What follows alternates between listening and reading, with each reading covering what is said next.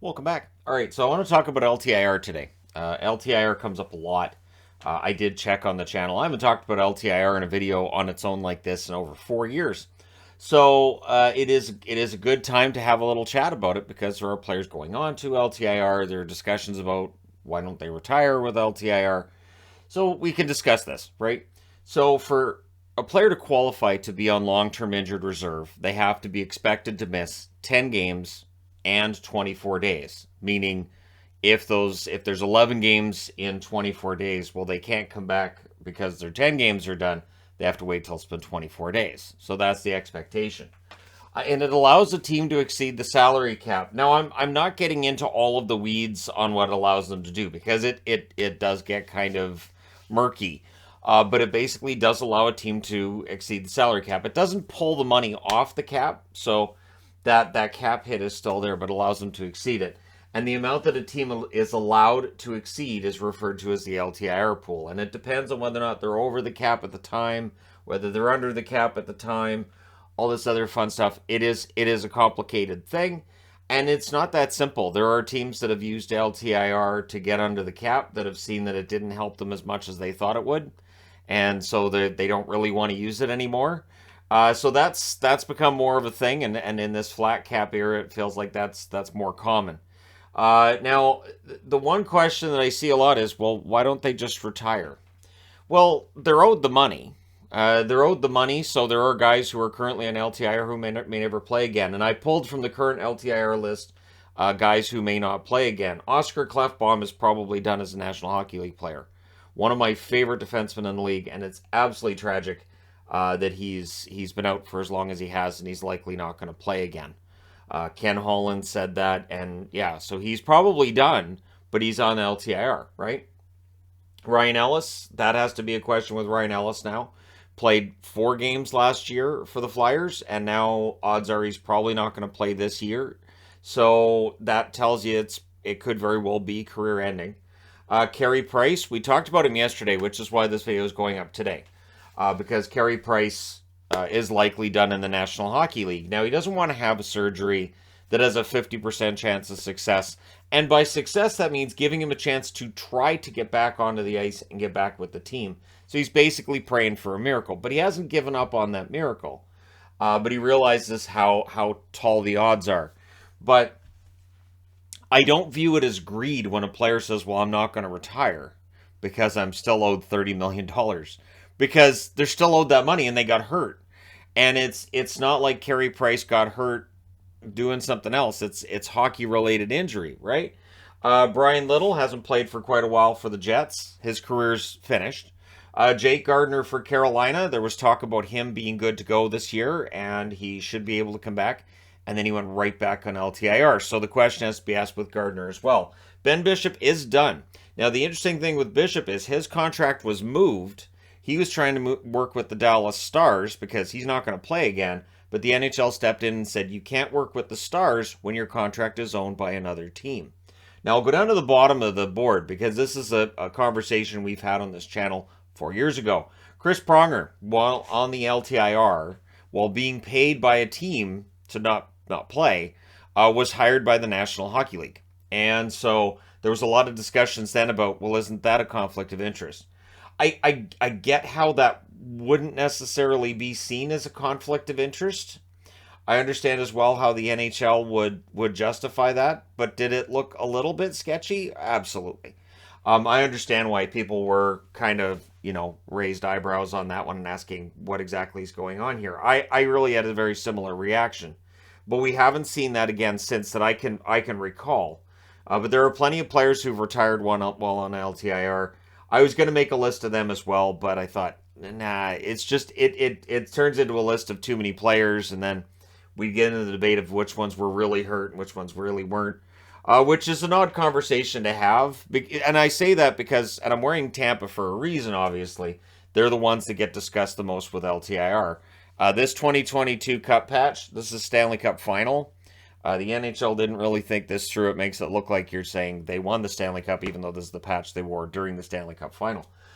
So, yeah, I get the idea that, oh, this team's intentionally way over, but I can't see a player a player who really wants to be with their teammates, a player who really wants to get out there and do what they're being paid to do, to sit at home and not play just so that the team could be over the salary cap and not have to worry about it. That to me, just I don't buy that. Mike Smith, likely his career's done. He's missing this year. It's likely his career's done. At this point in time, for him to miss a whole year for the Oilers, his career's probably finished. Brent Seabrook has been out for quite some time, and his career is, for all intents and purposes, finished as well. I don't have a problem with players deciding to stay on LTIR, and I remember Canuck fans saying, well, why didn't Luongo do that? I think with Luongo, I think there were injuries that were bothering him, but I don't know that it necessarily would have qualified for LTIR. And if you don't qualify for LTIR, there's ways to find out. So the first thing is, if you're wondering, well, how do teams feel about paying all this money? How does Montreal, Jeff Molson, who's got deep pockets, how does Jeff Molson feel about paying Carey Price? He doesn't have to pay him that much. Insurance can cover up to 80% of a player's salary. So we see this big $10 million, $8 million, $7 million contract. Think, how can a team pay this? They're not. As long as it's covered by the insurance, they're only paying about 20% of that contract for during the LTIR. And again, especially if it's career ending, then insurance will cover most of it. The team's not paying it. And then they do get checked twice a year. They do have to go in and get a physical. I know before they go on LTIR, they have to be checked. To start the season, I'm pretty sure it's a requirement. You have to go in and the physical gets done and doctors get done. And I understand too that there'll be the cynical watcher that'll say, well, the doctors probably get paid off. I can't see that either, because really, in all honesty, LTIR is kind of a last-ditch effort, and it's not something I see that gets done for cap circumvention as much as something that is in place for a team to say, we don't have this player for 10 games, 24 days. We need some help. And like Matt Murray going in LTIR for Toronto, well, he's going to come back. Toronto still has a problem, however, when he comes back, in that I think their lineup is better with what they're able with Simmons, with Clifford. I think there's something different in the bottom six. I know they lost last night against Vegas, but they had some good moments there, and I think their lineup's better. So when Murray comes back, they're going to have to move those players again, which could involve Robertson getting sent down. I don't think so, but it could. And so it does hurt teams when the guy who was on LTIR comes back. And I think that's where some of the cynicism comes in as well. But yeah, I like the guys who are on LTIR currently that aren't going to play again. I feel for them, honestly. Like, I understand too, there's this feeling of, well, they're getting paid to sit at home. That's a contract they signed. The team signed that contract. There's no reason to force them into retirement. Now, there's the other option, and I've seen people raise this option as well. Why not let them get paid out the rest of their contract and just have them retire? It is an interesting question. I think it's a valid question to ask.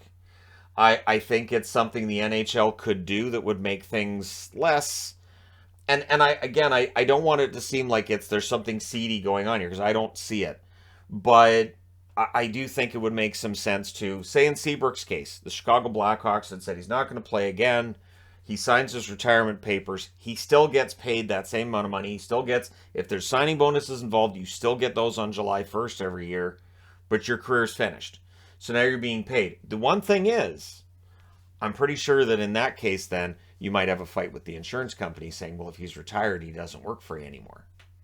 So that's the one thing I could think of that might cause teams to say, we'll just leave him on LTIR. And the player, may very well be told to stay on LTIR, because that could cause an insurance company to maybe get his feathers ruffled a little bit. Like, well, why are we paying him if he's done? So, and there may very well be, on some level, somebody at an insurance company saying, wait a minute, these guys are getting paid. We're paying. They're not going to play again. We know that, right?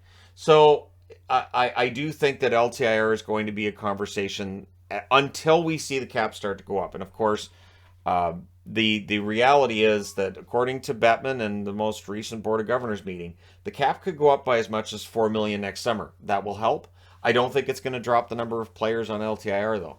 I think we're still going to see it because, and the reason these guys are on the board is we all know they're legit injured. When Ben Bishop tried to have that comeback last year, he wasn't himself. He clearly was no longer the elite goaltender he had been through most of his career. So I did a career video on Bishop because we knew he wouldn't play again. I haven't done a career video on Carey Price because I'm holding out hope, and I know it's very remote. It might be a 2% chance that he comes back and plays again. It is one thing to say, LTIR and talk about this, but to hear him talking about, going from being in the Stanley Cup final to now maybe never playing again, and how tough that is. Yeah, that absolutely is difficult.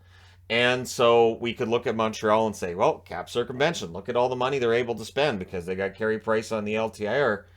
The reality is this wasn't how Montreal planned it. But I don't blame a team for taking advantage. Coming back to Tampa again. Kucherov goes on LTIR.